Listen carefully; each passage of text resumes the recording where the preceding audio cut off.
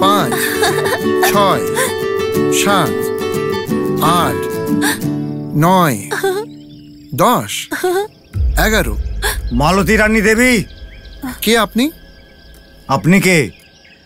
ফণীন্দ্র আমার জামাইবাবু, আর রূপা আমার বোন। ওহো, তুমি ফণীন্দ্র শালা বাবু? হ্যাঁ, আপনি যেই হোক না কেন একটু মুখ সামলে কথা বলবেন। আরে তোকে কি সম্মান দেখাবো? আমার ছেলেকে এই বাড়ির লোকেরা দত্তক নিয়েছে। ও, তাহলে লক্ষ্মীপতি আপনি? আচ্ছা, এখন তাহলে তুমি আমার নামটাও জেনে গেছো? তোমার নামটাও জানি আর তোমার চরিত্রটাও জানি। ব্যবহারটা ঠিক করলে ভালো হবে তোমার জন্য। কে তুমি? তুমি আমাকে সম্মান দেখাতে শেখাচ্ছ? হ্যাঁ, যখন বাড়িতে কেউ থাকে না তখন মহিলাদের ওপরে এসে চেলানোটা কোনো বড় ব্যাপার নয়। সম্মানের সাথে কথা বলবে, নাহলে মিটিয়ে দেবো তোমাকে। এই, আমাকে ধমকি দিচ্ছ তুমি? আমি কোনো ধমক দিচ্ছি না, সাবধান করছি তোমাকে। এমনি তো তোর সাথে কে কথা বলবে? যদি পিসির সামনে কোনো বাজে ব্যবহার করিস তাহলে আমি কিছু বলবো না, কিছু করে দেখাবো। বাবা রমেশ, ওর সঙ্গে কি ঝগড়া করছো? ও তো পাগল, কাকে কি বলতে হয় তাই জানে না। আমার কথা শোনো, তোমরা ভিতরে যাও। চলো, যাও ভিতরে। দাদা চলো ভিতরে, চলো প্লিজ, চলো ভিতরে। মর্যাদা সম্বন্ধে আমি কি জানি মালতী রানী দেবী? আপনি সব জানেন তো। দেখুন তো, বাড়িতে আসা অতিথির সঙ্গে ব্যবহার, আপনার মর্যাদা সেটা। ওর জায়গায় যদি অন্য কেউ হতো তাহলে তার কি অবস্থা করতাম সেটা আপনি জানেন মালতী রানী দেবী? ছাড়ুন, আমার ছেলে এখন কোথায় বলুন? আমি কি করে জানবো? কাল গেছিল এখান থেকে, এখনো ফেরেনি। এর চেয়ে বেশি আমি কিছু জানি না। মানে আমি লয়ারকে দিয়ে চিঠি পাঠিয়েছিলাম, তাই রাগ করে আমার ছেলেকে লুকিয়ে আমাকে ধমকাচ্ছ মালতী রানী দেবী? তোর ছেলেকে লুকিয়ে রেখে আমার কি লাভ হবে? এমনিতেও ও কি কোনো ছোট বাচ্চা যে আমি ওকে লুকিয়ে রাখবো? তোর মতোই ওর অনেক বাজে অভ্যেস আছে। হ্যাঁ, কে জানে কোথায় আছে, কি করছে। দেখো মালতী রানী, ও কোথায় আছে কি করছে আমি জানি না ওসব কথা। আমি বলে যাচ্ছি, আমার ছেলেকে কাল সকালের মধ্যে পাঠাতে হবে। আপনি আমার সঙ্গে এইভাবে কথা বলছেন এখন? হ্যাঁ, আমার মনে হচ্ছে আমার কাছে পুলিশ স্টেশনে গিয়ে আপনার নামে কমপ্লেন দেয়া ছাড়া আর কোনো কাজ নেই আমার। ভেবে চিন্তে কাজ করবেন। আমার ছেলেকে ভালোভাবে আমার কাছে পাঠাবেন নাকি পুলিশ স্টেশনে গিয়ে জেলে রাত কাটাবেন, ভেবে নিন সেটা। এখন আসছি আমি।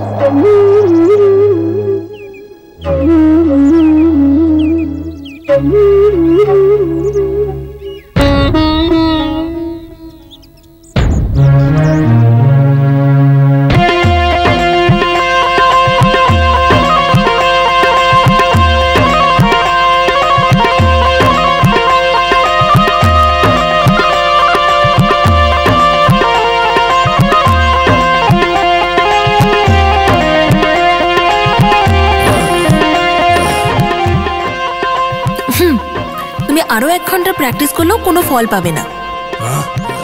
বেচারা খুব ক্লান্ত হয়ে গেছো না? একটু জল খেয়ে নাও। লক্ষ্মী, একটু জল এনে দে তো। সত্যি করে বলো, কে তুমি? কে তুমি?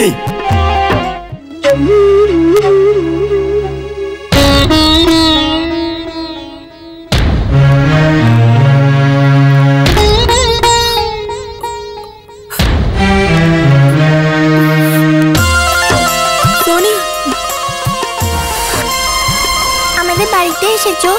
কেমন আছো তুমি?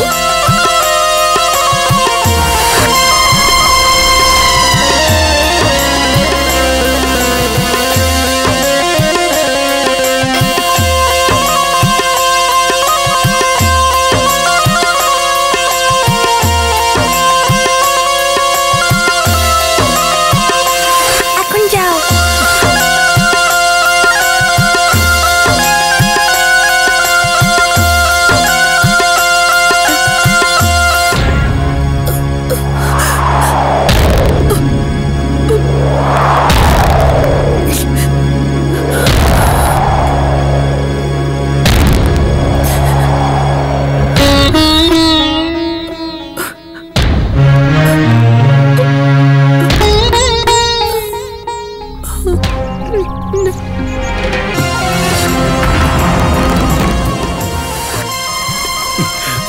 মা, নাগ ভৈরবী, আমাকে ক্ষমা করে দাও মা।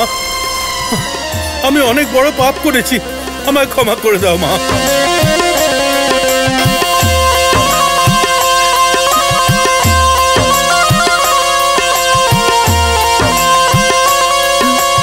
আমায় ক্ষমা করে দাও, আমায় ক্ষমা করে দাও মা, ক্ষমা করে দাও, ক্ষমা করে দাও। আমি তোমার পা ছাড়বো না মা, আমাকে ক্ষমা করে দাও। আমার পায়ে পড়ো না, আমার ঠাকুমার কাছে ক্ষমা চাও। এক্ষুনি ক্ষমা চাও গিয়ে, এখনই যাও বলছি।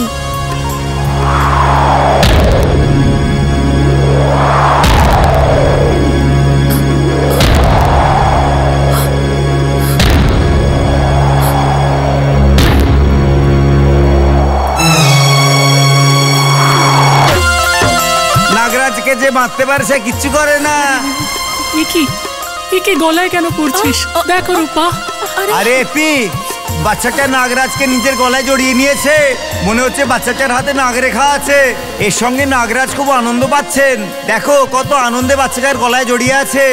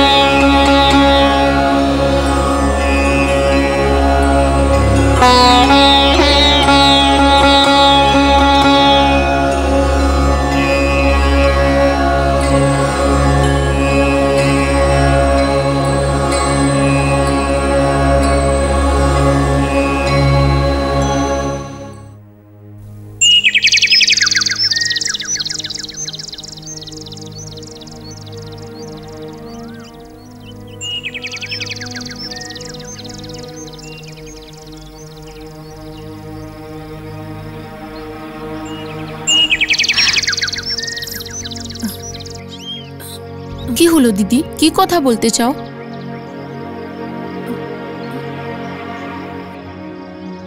বলো দিদি, কি হয়েছে?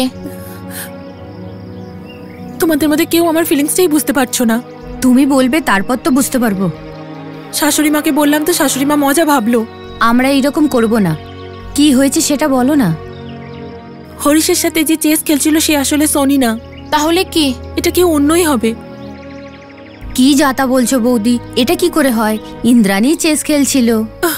এটাই কনফিউশন তোমাদের আর আমার মধ্যে। দিদি, তুমি নিজে কনফিউজ হয়ে আমাদেরও কনফিউজ করছো। ব্যাপারটা কি? দেখো আমার কথা শোনো। ওখানে সোনির জায়গায় কোন একটা সাপকে দেখেছিলাম আমি। ওখানে একটা বাচ্চাও ছিল। সাপকে আর বাচ্চাকে দুজনকেই দেখেছিলে? এটা কোনো মজা করছি না, আমি সত্যি কথা বলছি। আরে মজা করছিল না তো কি? কখনো সাপ বলো, কখনো বাচ্চা বলো। কি হয়েছে তোমার? তুমি এরকম ব্যবহার কেন করছো? আমি মায়ের দিব্যি দিয়ে বলছি, সোনির দিব্যি দিয়ে বলছি। আমি একেবারে সত্যি বলছি। আমি সোনির জায়গায় একটা সাপকে দেখেছি, একটা সাপকে দেখেছি দেখেছি দেখেছি। কি হয়েছে নীলু? বৌদি এরকম কেন ব্যবহার করছে? দিদিরও ঠাকুর মশাইয়ের মেয়ের মতন স্কিজোফ্রেনিয়া হয়েছে। ডাক্তারকে দেখাতে হবে। হ্যাঁ, মনে হচ্ছে কোনো ডাক্তারকে দেখাতেই হবে নীলু।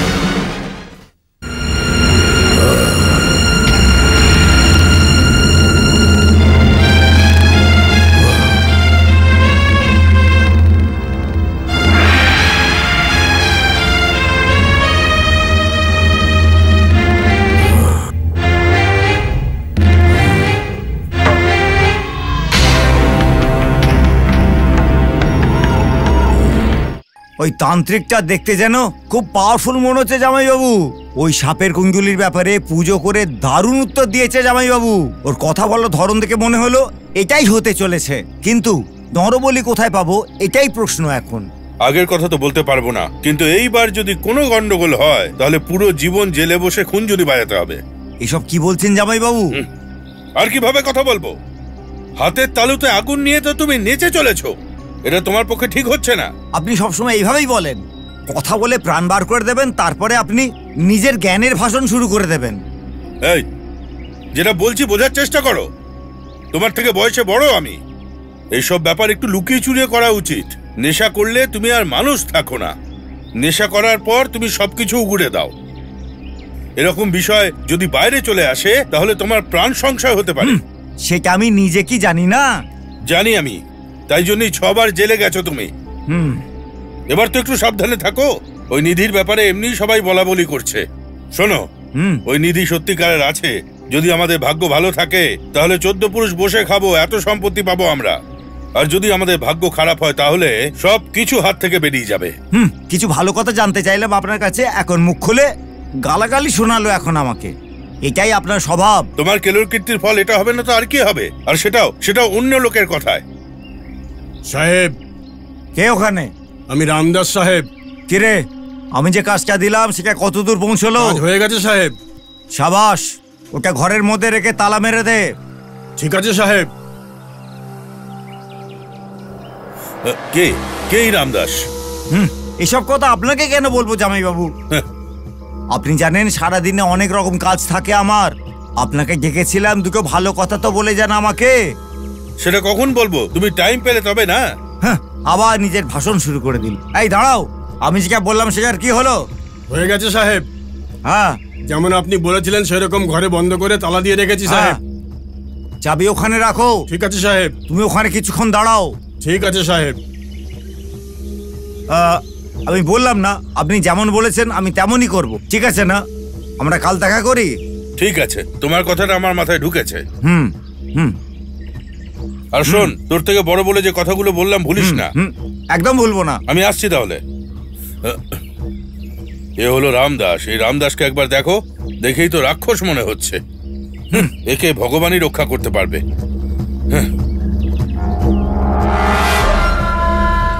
এই রামদাস। হ্যাঁ সাহেব। ওকে এত সহজে কি করে তুলে আনলি? এই রামদাস ঠিক করলে সব কাজই খুব সহজ হয়ে যায় সাহেব। সাবাস, তোকে খুব ভালো পুরস্কার দেব আমি রামদাস।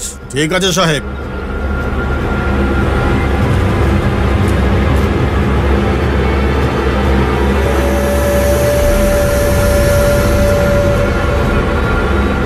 আজ রাত্রে হবে এক নরবলি।